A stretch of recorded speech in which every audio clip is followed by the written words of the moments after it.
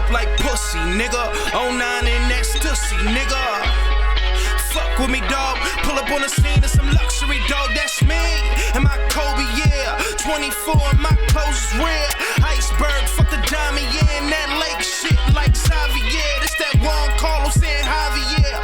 Raw coat, straight off the boat. I'm a fly nigga, took a wing off. Married to the game, took my ring off. That's me. We can have a bling off. Throw the auto-tune on, have a sing off. If the pussy ain't mine, then I speed off. Cause I don't even fuck with hoes, rather beat off. No lotion, tips got the potion. Fuck the commotion, I'm out in the ocean. A nigga in motion, all this devotion. Got a nigga up in this bitch like he floating. Gold grill shining, check out my limb. On road with... It's Monday, so that means three things. One, I'm not your MCM. Two, it's a Mamba Monday. And three, it's time for the 824 podcast. How you guys doing? I'm your host, the product of poverty's environment, the Pope Chuck Paul. Man, I got a good motherfucking show for y'all. A lot's been going on. At least I think so. But like I usually do, how was your weekend? I hope you enjoyed it. I hope you guys had a great time. Excuse me real quick while I take a sip. I had to. Man. So, I haven't been giving you guys my NBA playoff analysis as of late. But now, we're halfway through the second round. Suns in foe. They got the Nuggets the fuck out of here.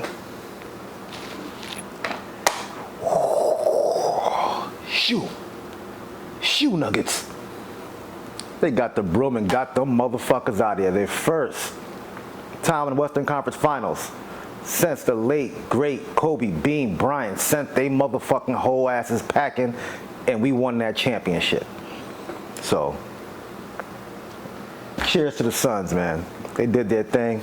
And it's crazy because you're seeing the next great stars before our eyes. Like, we've seen a little bit of Jason Tatum in the first round. We've been seeing Devin Booker, Donovan Mitchell. I'm going to get to Donovan Mitchell in a second. We've seen Kawhi. We've seen Luka. Kawhi may be like one of the OGs of this group, but even he's been doing his thing. Although the Lakers aren't in it, it would be cool to see one of Kobe's disciples. Excuse me. One of Kobe's disciples in the NBA Finals.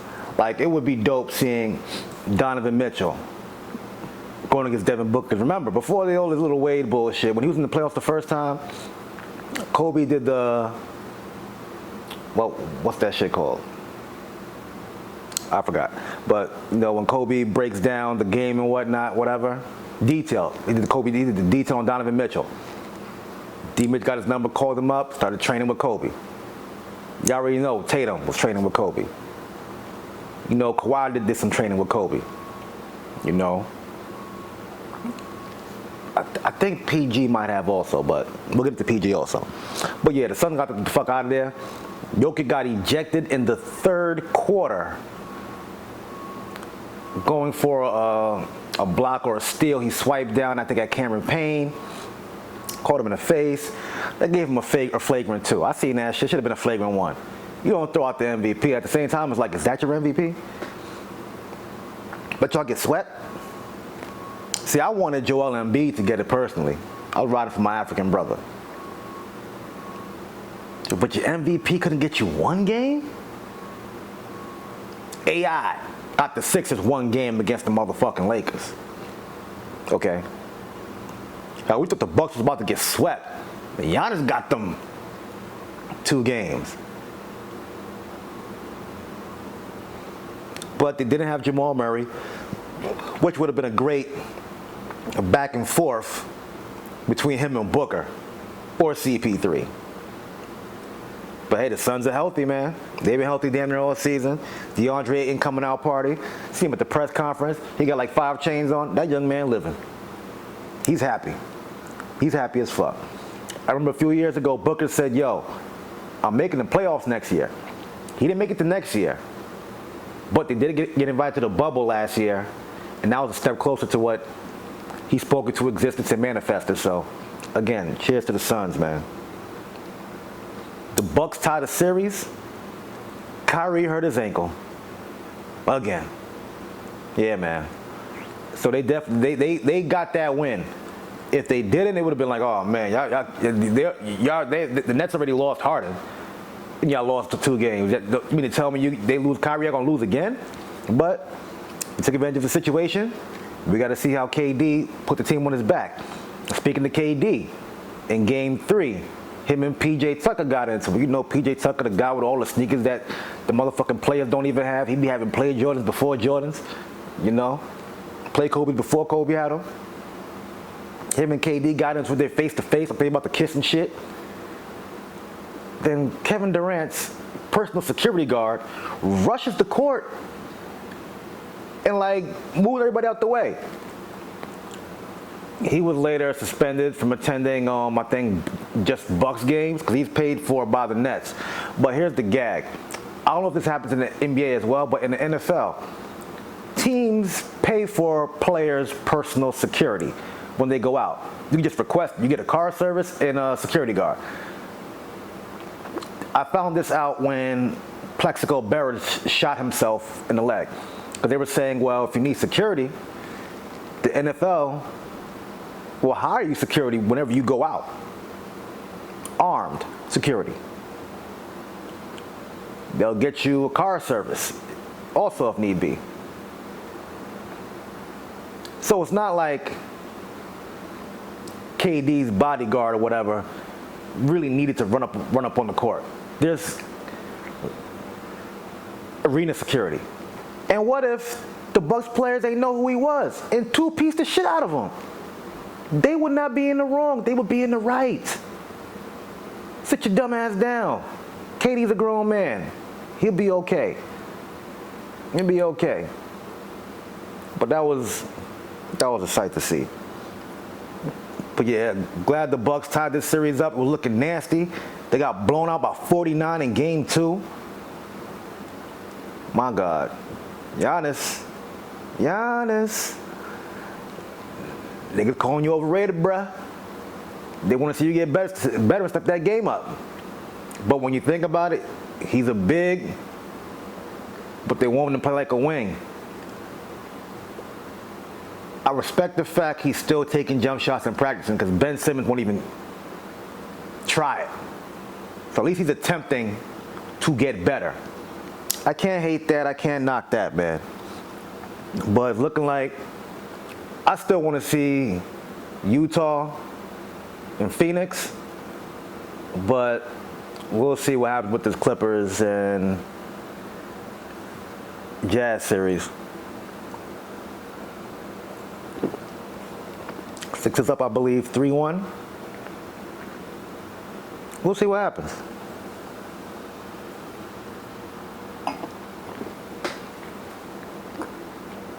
And as of late, I've been saying to myself, stop the D Wade, Donovan Mitchell comparisons. I think Donovan Mitchell is better. Period. I mean, D Wade was known for his slashing ability and his scoring, and Donovan Mitchell could do that better. He gets to the hole better. He finishes better. Mid-range, way better. Three-point shot, extended from the three-point line. Stephen A. Smith took it a step further and said that he thinks he's better than Karl Malone and Stockton. I will say he will be better than Karl Malone and Stockton. Now, people say things like, well, Karl Malone is second all-time in points, and Stockton's all-time leader in steals and assists. But that doesn't make you better. You just have more of something. And that goes with anything in life. You can have more money, but it doesn't mean that you're practically better at the job that you do. We can do the same job. You can make more money doing the same job. But it doesn't necessarily mean that you're better than me. You just make more money.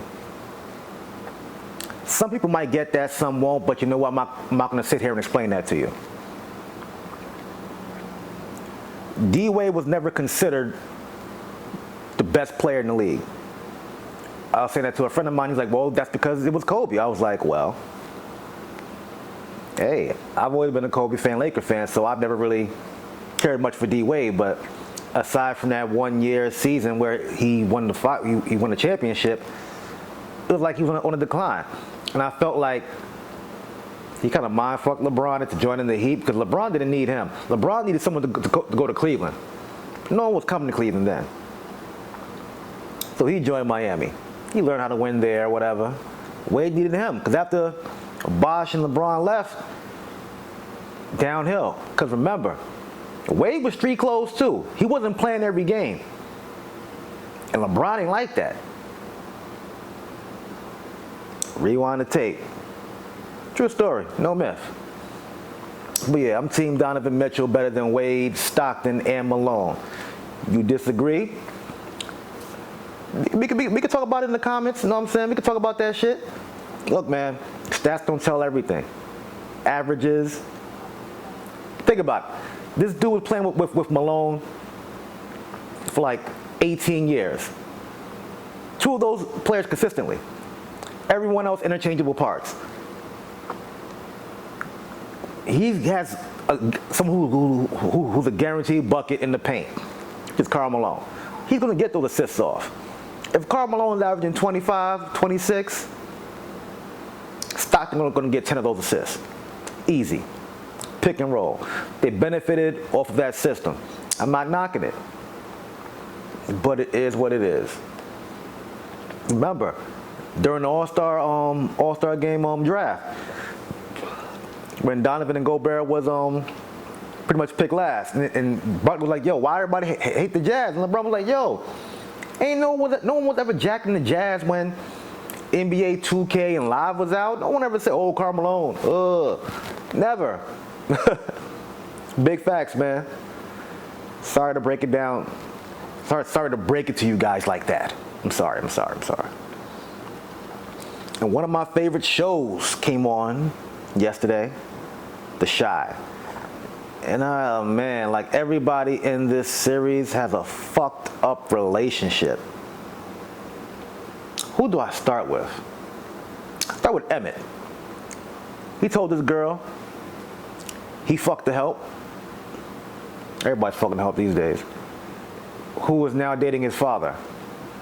He told this girl, she got mad, she wanted to fuck one of her clients, and then said, you know what? I want to have an open marriage. But Emmett don't want to have one. She's going back getting fucked and sucked by the same dude all the time. And Emmett, he's trying to do it, but he didn't want nobody fucking this lady. Now I understand that. But man, when you do things like that, you open up a can of worms for a lot of other fucked up shit. So they're going back and forth, making rules, who they can fuck, where they can fuck or whatever. But that's not even the icing on the cake. We also have Duda, who's fucking the other chick who's the help. Like she gained some weight every season. Not knocking it. She's still pretty cute. I love a big ass too. He's fucking her. His wife knows about it. We'll see how that unfolds. Also, Emmett's mother has cancer. And Drea, Kev's stepmom, has been going with Emmett's mother to the hospital for her chemo and whatnot. She's been lying to her wife about it because she hasn't told anybody about her cancer. So while she's asleep, her wife goes on her phone and Jada says, hey, thanks for keeping our secret. She thinks it's some other shit. We'll see how that unfolds. You know it's going to be one of those, why you're going through my phone situations. I see that happening. The daughter who's pregnant. I think she might want to keep the baby.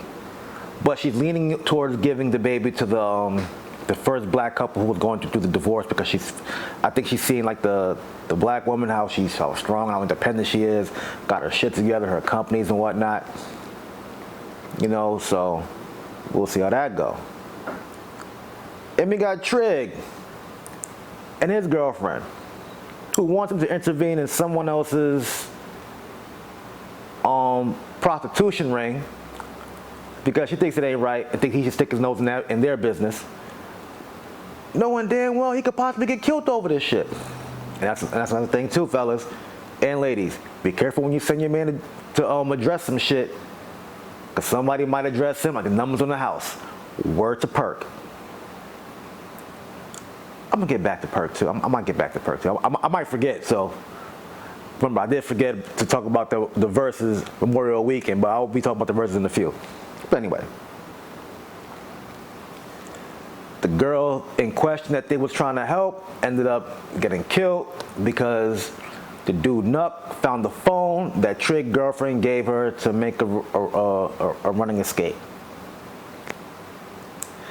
And let's see, what's the other relationship I want to talk about? Yes. Jake Dirty Mackin Gemma. I think her name is Gemma or Gem, whatever. Kev's girl. Now Kev's going through all types of shit right now. It's crazy because they're not directly involving him, but things around him is affecting him. Like the abduction of his daughter earlier in the series, the death of his father, the death of homeboy who was the cook who ended up getting written off the show. Even him witnessing the murder of the young boy Coogie.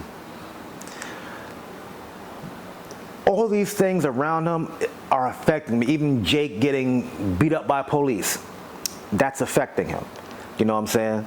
So, while all these things are going on and whatnot,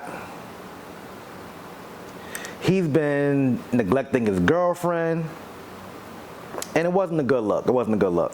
So, what happens, you ask? She ends up turning to the next motherfucker who will pay her some attention. It's normally a homeboy, and none other than who? Jake, the dude who normally calls her a bitch, tells Kev leave her alone, and all this other shit. I'm sorry, I'm multitasking on my phone real quick. I gotta do something on here. But yeah, so first, the episode before last, Jem asked Kev to go on her show.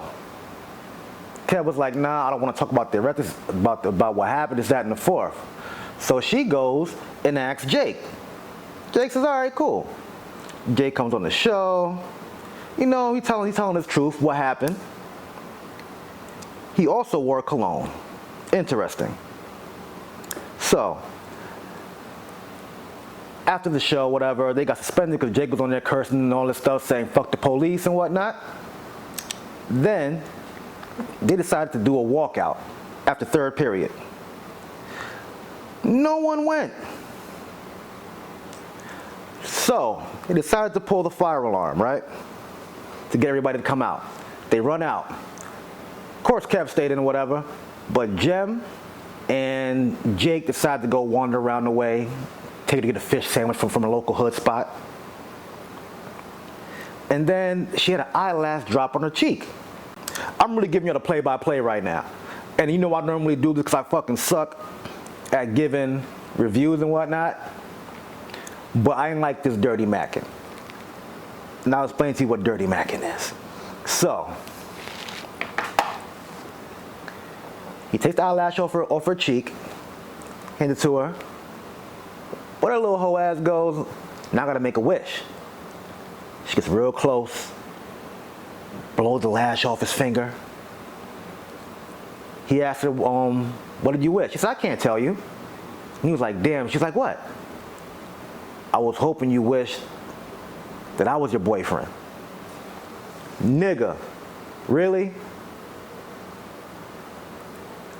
She leans over and kisses him.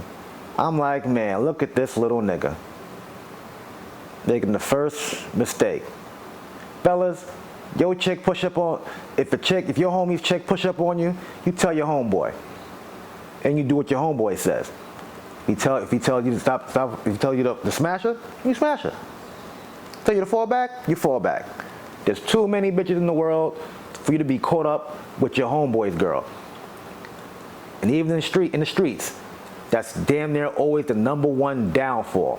Some chick caught in the middle.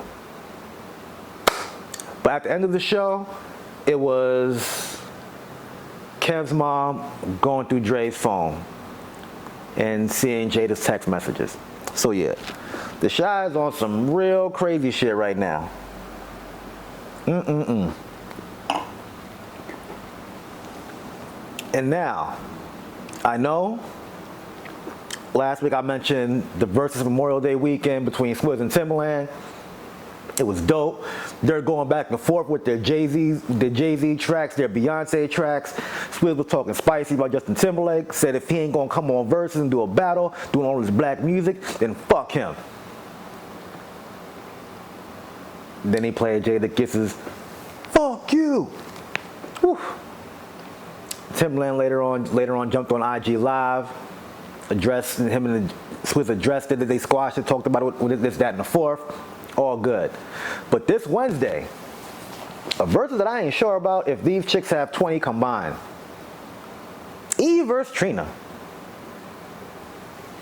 Maybe they'll play Versus from their collabs and whatnot, but 20 songs each? I don't think I could name 5 to 10 songs of theirs each. No bullshit. But the one that I mentioned before that I'm waiting to see is none other than Soulja Boy and motherfucking Bow Wow. June 26th. I can't wait for that one. Crank That Still one of my favorite songs. Marco Polo, Let Me Hold You Down. Soulja got some shit, man. Even doing him and Nicki, yes, bitch, yes. Soulja got some shit.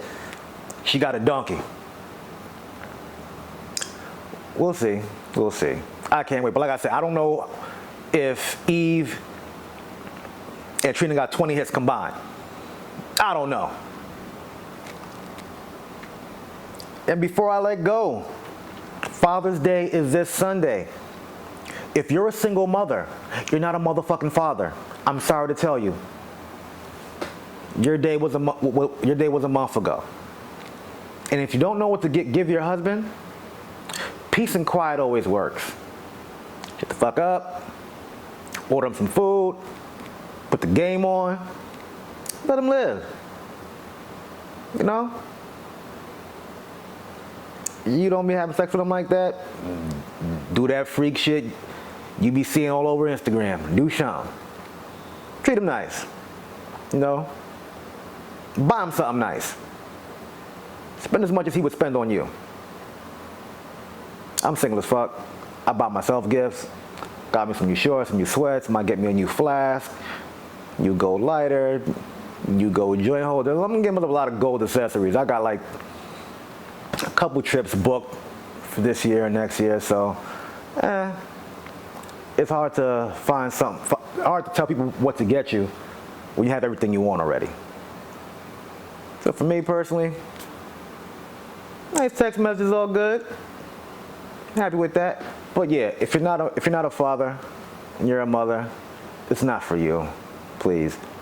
I don't want to see y'all talking about y'all deadbeat daddies, the bad pussy decisions y'all made.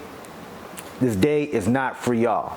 And it's not for the deadbeat dads. We're not acknowledging them at all. Because motherfuckers don't talk about all the deadbeat mothers on Mother's Day. No, they do not.